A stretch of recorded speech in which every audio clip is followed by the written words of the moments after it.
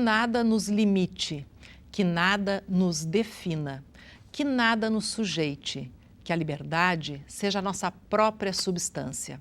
A frase é da ativista francesa Simone de Beauvoir. No último programa da série especial Mês da Mulher, hoje vamos falar de feminismo, de superação, de liberdade.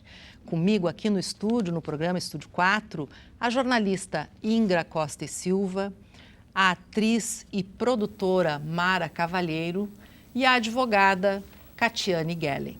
Sejam todas bem-vindas, eu tenho certeza que o papo vai ser muito leve, muito gostoso, porque aqui a gente tem 3 histórias de superação maravilhosas.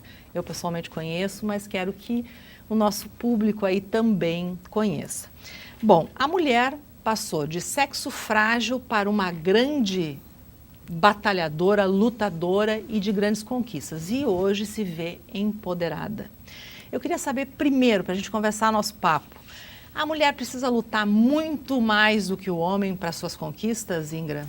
Sem dúvidas, Omara. Primeiro que é um prazer participar desse programa com 4 mulheres maravilhosas, com 3 mulheres maravilhosas, eu já me incluindo, né? Mas você 3 também. mulheres maravilhosas para discutir um assunto que é tão importante. E sim, as mulheres elas precisam se esforçar mais, sim, porque a gente tem toda uma questão estrutural que faz com que as mulheres ganhem menos, que sejam oprimidas por questões que homens não precisam se preocupar.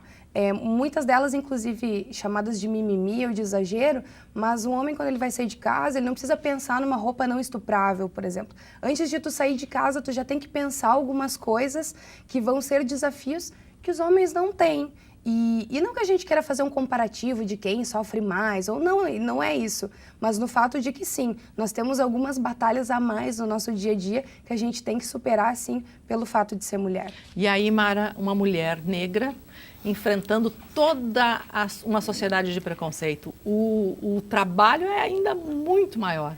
Na verdade, nós que somos mulheres já temos toda essa dificuldade, né, em se colocar, em mostrar o nosso poder, porque somos sim poderosas, né?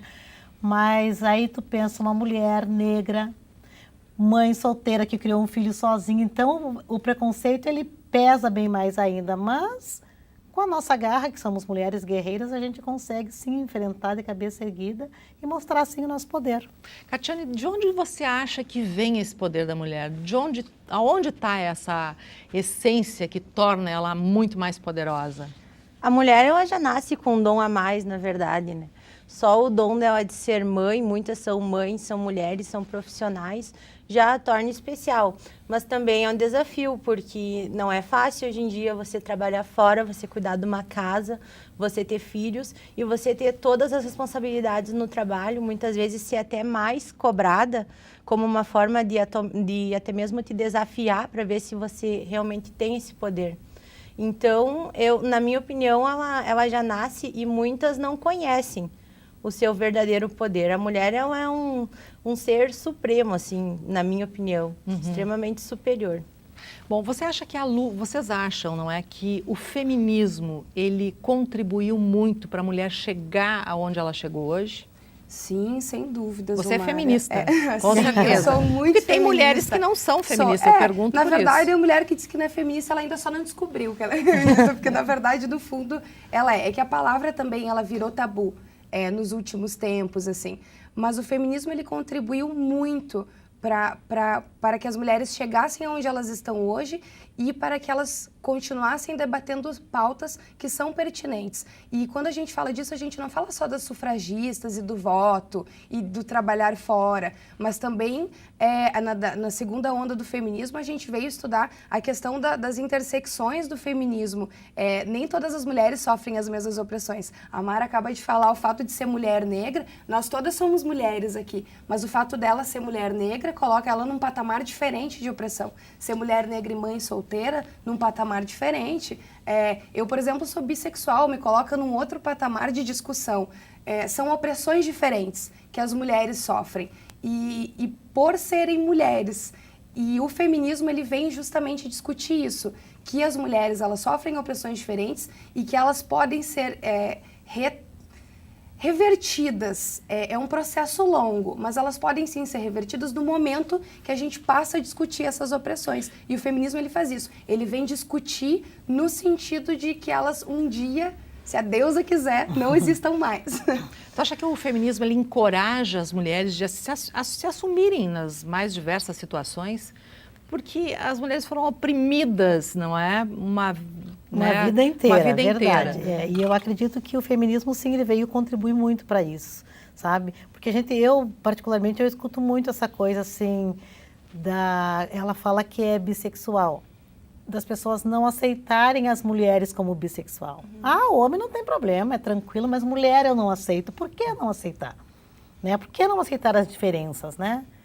E uma negra lá no programa da Zumara, mas por que eu não poderia estar aqui no programa da Zumara, entende? Então, acho que o feminismo ele veio, sim, nos ajudar a nos fortalecer e a nos colocar no nosso devido lugar, porque eu sempre penso que nós, negras, a gente precisa se colocar, a gente precisa se impor, a gente precisa. Eu vou ser bem sincera, eu nunca me senti, como é que eu vou te dizer, diminuída pelo preconceito, porque eu sempre me coloquei acima de tudo. Só que cada uma pessoa é uma pessoa. Tem gente que como é que você bate enfrentou o preconceito? Né? Eu sempre me coloquei acima, Zumara, entendeu? Porque meu pai, ele sempre me disse, não, tu é melhor. Tu é melhor. E eu acreditei que sim, eu era melhor. Então, eu nunca sofri. Entendeu? Mas não é pelo fato de eu não ter sofrido que eu não lute hoje, porque eu sei que bate de uma forma diferente para ti, bate de uma forma diferente para ti, né?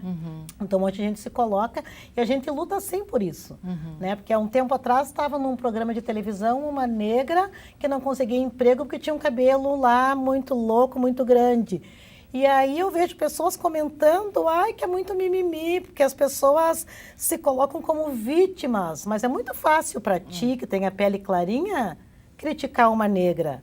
É muito fácil para ti, que é hétero, criticar uma bi. É muito fácil para ti, que é homem, criticar as mulheres. Falta empatia, então, você falta diria. Falta muito isso. Como é que você viu o caso da Marielle no Rio de Janeiro? Como é que bateu isso em ti, Olha, Zumara, é tão difícil, né, a gente se colocar perante a tantas coisas, mas me bateu de uma forma muito triste, assim, porque uma pessoa que está aí lutando pelos nossos direitos, e não só pelo direito dos negros, mas dos menos favorecidos, sim, ser criticada da forma que foi. As pessoas perderam o respeito pelas pessoas, né? As pessoas perderam o respeito pelos direitos humanos, que até onde a gente escuta só defende bandidos e ladrões. Então, assim, eu acho que essa falta de respeito é que está prejudicando de uma forma meio que geral tudo. E no caso da Marielle, assim, me bateu muito forte, porque ela negra, bissexual e defensora dos menos favorecidos, e ela foi tão criticada e está sendo massacrada, não só ela como a família, né?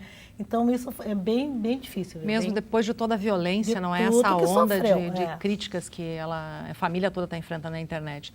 É bem... Mas tu acha que há, assim, um marco nesse episódio, não só na luta das mulheres, mas também dos negros? Nós podemos avançar aí? Eu acredito que sim. É difícil falar porque, infelizmente, pessoas pagam com a sua própria vida para que outras consigam, daqui a pouco, ter esse reconhecimento, né? Mas eu acredito que foi um marco, sim. Eu vi um movimento bacana de mulheres negras, eu vi um movimento bacana de mulheres, eu vi um movimento bacana de pessoas excluídas e menos favorecidas. Eu acredito que sim, que a gente vai ter um momento antes Marielle e depois Marielle. Bom, Catiana, você é advogada e você tem uma história de superação bem bacana, não é? Como é que você conseguiu se formar? Conta pra gente. Zumara, eu na verdade venho de uma família humilde, né? Meus pais se separaram, minha mãe me criou sozinha, como se diz. Meu pai mora no Mato Grosso, minha mãe aqui em Passo Fundo. Então, eu ganhei uma bolsa na faculdade, me formei com ProUni integral aqui na Universidade de Passo Fundo. Só que no segundo semestre de faculdade, eu fiquei grávida, engravidei do meu marido.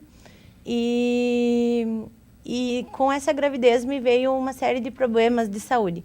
Entre eles, vou te resumir, eu perdi a visão, minha visão veio parar em 10%. Eu tive um ceratocone muito grave, minha córnea rasgou, eu não podia operar grávida, então, porque era um risco para o bebê, enfim, uma série de problemas. eu tive que parar a faculdade, só que o ProUni, o tempo máximo que tu pode ficar trancado é 1 ano. Então, eu tranquei o que eu consegui e retornei para a faculdade da forma como eu consegui. Eu retornei e eu tinha em torno de 60% de visão de um olho. Do outro eu ainda não tinha feito a cirurgia. Então, eu fui fazendo a faculdade da forma que eu conseguia, eu não podia reprovar, porque senão eu perderia a bolsa e não teria condições de terminar o curso. Então, nossa, foi assim, uma guerra para mim, foi muito difícil, mas eu consegui, porque eu estudava em casa com UPAs e vinha para a faculdade, assim, eu sempre me emociono quando conto essa história, porque sei tudo o que passei. E, além de tudo isso, tinha um bebê nos braços, né, para cuidar, tinha que trabalhar fora, tinha uma casa e tinha faculdade. Mas eu nunca reprovei em nenhuma matéria e consegui. Me formei no ano de 2014, colei grau. Durante a faculdade fiz o 2º transplante e recuperei. Hoje tenho 90% de visão. Assim, devo muito ao Dr. Eduardo Ventura, que foi meu médico, sempre me acompanhou, sempre para mim é um exemplo de profissional da medicina. A minha mãe, né, que sempre esteve do meu lado, ao meu marido e a minha família em geral, minha sogra, todo mundo. Pois é, eu ia te perguntar isso. Quando você, né, recorda desses momentos que foram difíceis para ti, você consegue mensurar ou consegue dizer de onde você tirou tanta força para enfrentar essa situação? Porque numa situação comum, talvez outra pessoa não tivesse... Eu não sei se eu passaria de novo, sabe, Zumar? Eu não sei na hora da onde eu tirei força. Eu olhava para o meu filho e pensava que ele merecia um futuro melhor, que eu merecia estudar, que eu não era coitadinha da história. Sempre pensei nisso. Nunca pensei em me entregar para a doença.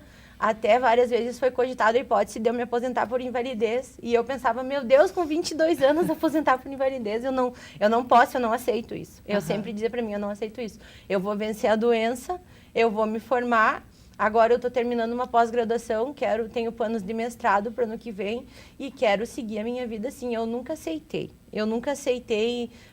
a doença, mas nunca me fiz de vítima da história. Você sempre tinha certeza que tinha uma solução? Sim, sempre fui protagonista, fui buscar, liguei, fui atrás de tratamentos, enfim, mas consegui superar e nunca desisti dos estudos. Eu sempre disse que o meu sonho era me formar na faculdade de Direito. E quando consegui, foi muito emocionante, assim, quando eu consegui, até os professores todos acompanharam a minha história, né? Na época, o professor Giovanni Corral era coordenador, me ajudou muito. Então, foi, assim, muito emocionante, sabe? Mas o caminho, ele não foi fácil. Não posso dizer que foi fácil. Eu tive muitas infecções, um processo de infecção muito grande, porque como foi numa cirurgia eu fiz, o meu bebê tinha 6 meses quando eu fiz a cirurgia. Então, eu ainda estava muito fragilizada da gestação e foi um processo bem complicado nesse sentido, sabe? Mas passou, assim, e para mim foi uma vitória. Eu me considero uma vencedora, porque terminei a minha faculdade, cumpri meu propósito. E tô aí na luta diária, né? Porque não é fácil. Mas essa coisa do protagonismo, né, Ingra? Tu também tem uma história bacana que a gente vai contar depois. Mas essa coisa do protagonismo da mulher, né? A mulher sendo protagonista da sua própria história e de muitas coisas. Isso é o legal, né? Isso também acontece em virtude do feminismo. Por mais que as pessoas não aceitem, isso também acontece em virtude do feminismo. Por muito tempo, as mulheres tiveram que viver à sombra de suas famílias, dos homens de suas famílias, dos seus pais, dos seus irmãos, dos seus avós, dos seus esposos. Depois todo mundo morria atrás dos filhos.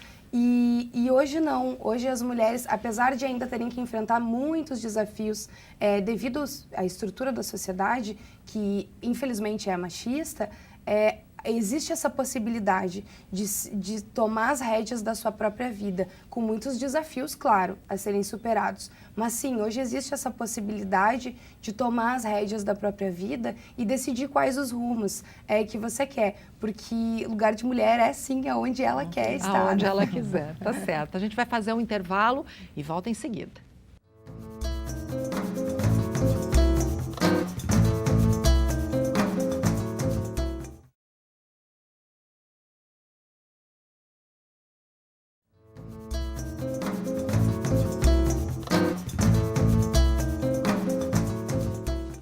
O programa dessa semana encerra a série do mês da mulher e hoje a gente está falando de feminismo, de superação e eu recebo aqui a jornalista Ingra Costa e Silva, também a atriz e produtora Mara Cavalheiro e a advogada Catiane Gellen.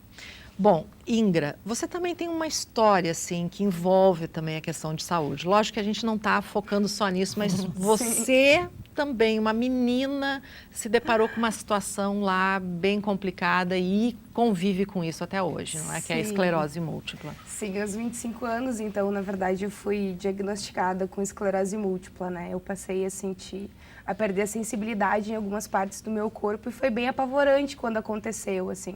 Então, eu comecei a sentir alguns sintomas, o diagnóstico ele aconteceu muito rápido, geralmente na esclerose é bem demorado até se encontrar o diagnóstico, mas no meu caso foi muito rápido, assim, em menos de 2 meses eu consegui diagnosticar e foi um baque, assim, porque os primeiros casos que a gente tem, assim, acesso são sempre de pessoas que já acumularam muitas sequelas.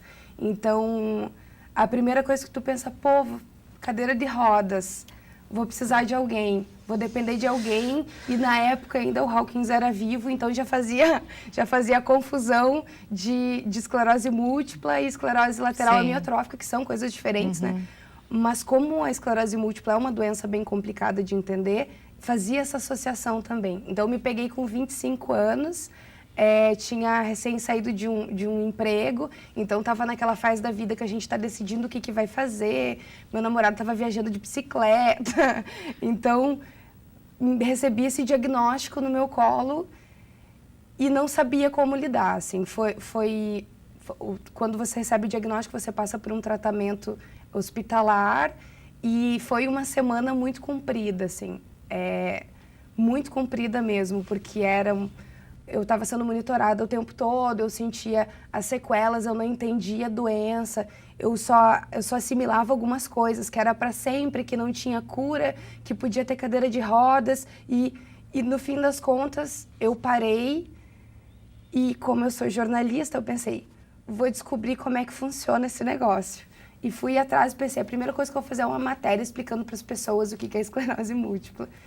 E assim eu conversei com algumas pessoas, fui atrás de outros pacientes para entender como que a doença acontecia e foi muito bom porque ali eu vi que era possível viver de boa com a esclerose.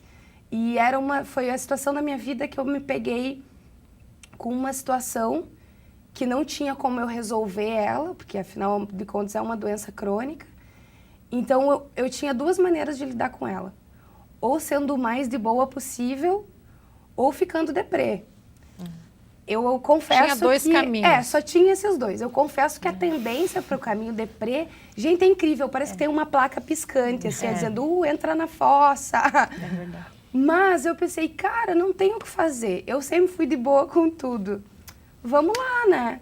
E assim eu fui, e também tirei como meio que tudo na minha vida, e também veio um pouco da minha essência, eu tirei também a esclerose como uma bandeira de luta. E o fato de falar sobre ela e desmistificar a doença e mostrar para as pessoas que é ok ter esclerose, que às vezes a gente não tá bem, às vezes a gente tá com aquela cara assim, às vezes a gente não quer nem levantar, mas ok, no outro dia tu tá ótimo e tu consegue trabalhar e tu consegue fazer tudo. Então foi assim um divisor de águas. Eu diria que existe uma Ingra antes da esclerose e uma Ingra depois do diagnóstico da esclerose. Claro, é importante o que a colega trouxe antes também. Quando a gente passa por esse tipo de situação, a gente só consegue tirar de boa também porque tem pessoas nos amparando. Eu tive o meu companheiro foi maravilhoso, assim, a minha família demorou um pouco para assimilar, os meus pais demoraram um pouco para assimilar. Acho que o baque foi maior para eles do que para mim, né? Eu sou a nenê da família, então foi um baque. Mas o meu companheiro, ele foi incrível. Ele entrou comigo no hospital quando eu cheguei, ele só saiu de dentro do hospital quando eu fui embora, assim. E quando estava quando tava muito ruim, ele dizia, vamos lá, meu, tu consegue, que é isso? Tu não é assim. Então, isso faz uma diferença incrível. Agora, sem criar nenhuma polêmica, mas assim, vocês acham que a mulher, ela tem muito mais força para sair dessas situações do que o homem, por exemplo? Com certeza. Com certeza. Sim. A gente já tem que lidar todo dia com uma jornada tripla, né? verdade. Começa por aí. A mulherada, e principalmente quem é mãe, cara. Já é um Com o neném desafio diário. carregando e faz a comida e bota lavar não sei o quê, e arruma não sei o quê. Se o companheiro não for um bom companheiro, já tem que botar a roupa do companheiro para lavar, porque se for um bom companheiro não precisa, porque ele já tá fazendo a parte dele. Mas a mulher, ela por si só, ela já acumula mais atividades. Então não dá muito tempo Para pensar. É pra antropológico te, isso, né? Não dá muito tempo para te pensar ali, ficar remoendo, porque tu já tem que resolver um problema e porque já tem alguém esperando tem tu outro. resolver É alguma verdade. coisa. Não dá tempo de entrar na deprê. Isso. Você tem que melhorar para seguir a vida. Tem que partir, Não, e não às é? vezes tu Pra tem que próxima. sair da tua deprê pra tirar outra pessoa Pessoa da da deprê, deprê, porque é. ela tá deprê por causa do ti. É verdade. Mara, qual é a tua história de superação? Olha, Zumara, eu, como todas as mulheres, o sonho é ser mãe, né? E eu, quando eu tinha, na faixa dos 20 e poucos anos, eu engravidei, para te ter uma ideia, eu engravidei 5 vezes e eu tenho um filho. Nossa. Eu tive 4 abortos espontâneos que eles aconteciam naturalmente, sabe? Vocês não têm noção assim, do que eu sofri para poder ter um filho, né? E aquela coisa assim, perdi o primeiro. Tá, o primeiro perdeu, alguma coisa não deu certo. Tu perde o segundo. E cada uma das perdas, ela é sofrida para a mãe, Sim, né? sim, Pois, por mais pequenininho que fosse lá, a sementinha, não chegava aos 3 meses, mas era difícil, assim, para mim, em cada momento, sabe? Perdi o terceiro, eu digo, meu Deus do céu. Aí, quando eu engravidei a 4ª vez, eu coloquei na cabeça que eu não queria mais passar por aquilo, sabe? Mas ao mesmo tempo que eu não queria passar por todo aquele sofrimento, que não era um sofrimento meu, era sofrimento do pai do neném e da minha família inteira, porque todo mundo acabava sofrendo junto, né? Aí eu disse, não, gente, não é para mim, ser mãe não é para mim, né? Deve ser para os outros, deve ser bacana, mas para mim eu acho que não, daqui a pouco vou adotar um filho. Aí eu tinha minhas sobrinhas, né, que sempre... minha mãe para cá, Conviveram, aham. e elas chamam até hoje, meu filho chama minhas irmãs de mãe, então lá em casa todo mundo Todo é mundo mãe é de mãe, todo mundo, aham. né? Muito bacana isso, assim. E aí, quando eu desisti, que eu digo, não vou conseguir, engravido de Ai, novo. engravidou. Mas é claro que teve todo um processo, troca de marido, aquela coisa toda, né? Foi trocando um pouco de tudo e eu engravidei. Aí, quando eu procurei a doutora, e eu já não sabia mais o que eu queria. Se eu queria levar aquela gravidez até onde ela pudesse chegar, o que eu ia fazer? Ela me deu 2 opções, né? De ter ou de não ter esse filho. E eu estava trabalhando com teatro, com uma turnê ali de uns 20, 15 dias pela frente, para andar numa perna de pau de 1,20 m de altura. Nossa. E eu optei por ter. Eu disse, eu vou tentar. Mais uma vez, eu vou tentar. Já que está aqui, já que Deus está me dando essa possibilidade, eu vou tentar. E eu saí daqui, fui para a fronteira, fui para Bagé, fui para Santa Vitória do Palmar, andei lá nos extremos aqui do sul, tomando um remedinho lá que a minha doutora me deu. Voltei para Passo Fundo, a gente tinha a abertura do Festival de Folclore. Eu fui fazer essa abertura correndo lá, bem louca, descendo, e aquela loucura toda. Ali nos 2 ou 3 dias de festival, eu senti muita dor, sabe, na barriga, e fui na doutora. Cheguei no consultório, ela não me atendeu. Ela me deu uma baixa e me mandou para o hospital. E eu estou perdida no hospital, ninguém está sabendo onde eu estou, da minha família, ninguém sabia onde eu estava. Né? Meu cunhado ouviu eu dizer que era médica, então ligaram para ela, e eu fiquei 15 dias internada. Assim, como eu estou aqui sentadinha lá no hospital, mas a doutora disse, não, Mara. Se eu te mandar embora daqui, tu vai andar de perna de pau e a gente vai correr um risco de perder esse bebê. Então, tu vai ficar aqui no hospital. E foi aí, eu fiquei 15 dias no hospital e tive a gravidez mais tranquila da minha vida, né? Hoje meu filho está com 13 anos. É um gato lindo, sabe? Que lindo. Cheio de saúde. Eu consegui levar minha gravidez até o último momento fazendo atividade física, me cuidando. Legal. Completamente diferente daquelas outras 4 que eu engravidava e não me mexia mais, né? Sim, aham. Ficava paradinha para segurar aquele bebê. Então, acho que foi, assim, um momento muito, muito foi difícil perder aquelas 4 gravidezes, foi difícil, mas depois tu ter aquele pacotinho, ter aquele presente que é o meu orgulho hoje, né? Acho que isso não tem preço. Assim, Agora, Mara, ninguém. tu também enfrenta outra situação, que é o fato de ser atriz, não é, numa cidade do interior. Faz parte do Timbre de Galo, é produtora do Timbre de Galo, mas também enfrenta aí um certo preconceito, né, em relação à profissão. Na verdade, a artista já sofre preconceito porque é Homens vagabundo, e mulheres, porque né? não trabalha, você não faz outra coisa, você só faz teatro. As pessoas acham que fazer teatro é pouca coisa. Sabe? As pessoas não têm noção de tudo que a gente passa. A gente mata um leão por dia para sobreviver. Né? Nós do grupo, a gente sustenta nossas famílias, né? Com filhos em colégios particulares, e a gente faz tudo isso fruto do nosso trabalho, que não é pouco trabalho, a gente trabalha muito, né? Porque quando tu chega lá ou no palco ou na rua, que é a nossa essência, e assiste um espetáculo, para aquilo ali acontecer, gente, vocês não têm noção de tudo que a gente sofre. Né? É deixar filho, é deixar aniversário de filho, é deixar família, é deixar pai e mãe se estão doentes, é deixar tudo para te poder realizar aquilo ali. Tu tem que correr atrás de patrocínio, que não é fácil conseguir dinheiro. Né? A gente está vivendo um momento político muito difícil, um momento financeiro do país muito complicado, e a primeira coisa que se corta a verba é da cultura. Da cultura, né? Entendeu? E a gente está aí todo dia levantando a nossa bandeira e querendo, sim. Quantos anos você está nessa labuta? Eu estou desde 2003, são 15 anos de 15 luta, anos. né? Pela cultura, por poder levar teatro, que a gente costuma levar nos lugares que as pessoas não têm acesso. A gente apresenta para pessoas que nunca souberam o que era isso, entendeu? Então, assim, para nós, essa luta, ela vai ser uma luta incansável da vida inteira.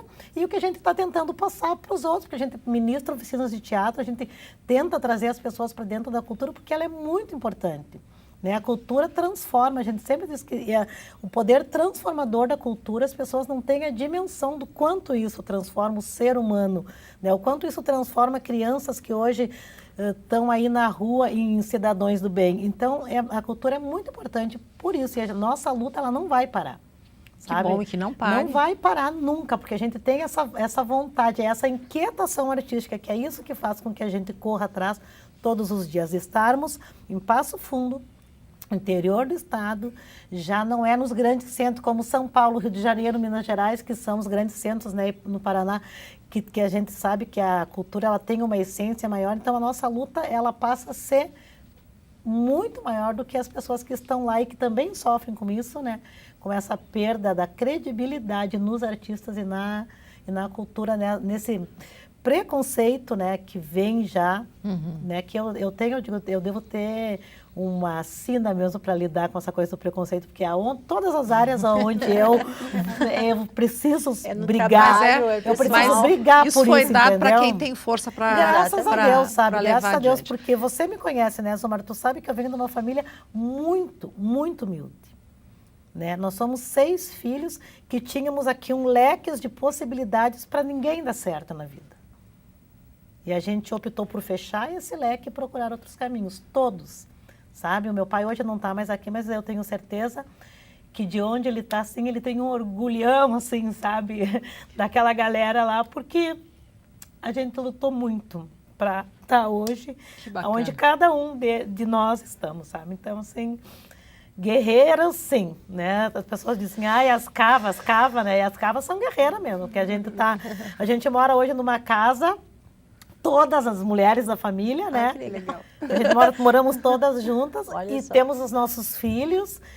E uma casa onde só mulheres trabalham, só mulheres sustentam e só mulheres lutam, assim, por trazer esses princípios que foram lá do meu pai e trazer para eles, que a gente tem certeza que já está dando certo, porque já temos lá temos nutricionista formada, temos dentistas, temos a próxima que a gente vai formar, está acabando a faculdade de Direito, e ainda temos outros 3 pequenos que estão aí nessa luta de já estar correndo atrás das coisas para que não... Que bacana a história. Não se percam, Bom, né? o programa está quase encerrando, mas assim, alguns segundinhos, Catiane, qual é a tua expectativa para o futuro? Eu pretendo... Eu tenho alguns sonhos, né, ainda profissionais e tanto pessoais, mas eu tenho muito ao que agradecer, né, por tudo que eu já passei. Eu tenho uma família linda que eu amo acima de tudo E me considero uma lutadora e uma vencedora na vida como diz a Mara, tinha uma história bem mais propícia para dar errado e considero que deu certo a minha história, né? Uhum. Então, estou escrevendo ela dia a dia, mas não tenho medo dos desafios. Se tiver que passar, vou passar com muita força, porque é isso que me move. Ingra, assim, ó, estamos vivendo um novo momento no feminismo? Estamos vivendo um novo momento no feminismo e assim, ó, cada vez boas mais. Perspectivas, boas então. perspectivas. A internet foi incrível para disseminar o empoderamento das mulheres. Tanto que a gente vê as meninas mais jovens, hoje elas já não se calam para algumas coisas que a gente se calava. E isso é muito importante, assim. Perspectiva para o futuro, seguirmos na luta por uma sociedade mais justa e mais igualitária. E você também enxerga um futuro mais bonito? Pensando justamente nisso. Eu penso que nós precisamos sim lutar muito por essa igualdade, gente. Nós somos iguais. Não existe nada que me diferencie de ninguém. E de ninguém de mim. E as pessoas têm essa barreira de querer se acharem alguns melhores e superiores, e isso não existe. Então, que continuamos aí com a nossa bandeirinha da igualdade, com a nossa bandeirinha do respeito, com a nossa bandeirinha de que tudo sim vai dar certo. Eu tenho fé e acredito nisso. Tá certo. Meninas, muito obrigada pela presença de vocês. O programa foi lindo, emocionante, claro. O programa está encerrando, mas se você quer rever este e outros programas, é só acessar o nosso canal no YouTube. A gente volta na semana que vem. Até lá.